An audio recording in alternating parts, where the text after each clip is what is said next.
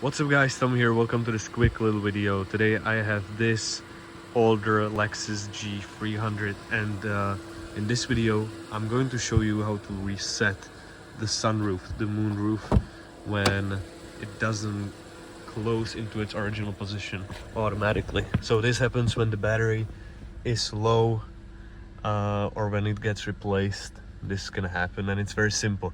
So the problem now with the roof is that if you want to close it, it starts opening and you cannot really find the spot unless you kind of try to manage it up, because it just doesn't stop. It starts to open or close or tilt right away. So the solution is to just hold the up button and the sunroof is gonna go through all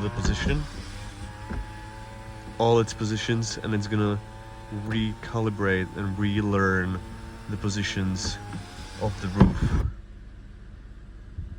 Alright, now if you hold the down button, oh, it should be alright, up, there we go. So now it's tilted. If you hold the down button, there we go. Now if we do open, and now we can close it again and it should work just like it's supposed to be. Alright, so now the sunroof is closed. You don't have to fiddle with it. It's nicely closed. Alright, so that's all for this video. I hope it's gonna help you out. It works on older Toyotas and Lexuses the same way. Just hold the up button, wait for the sunroof to do the whole thing, recalibrate the stopping points, and then it works like it's supposed to work. Alright guys, thank you very much for watching and see you on the next one.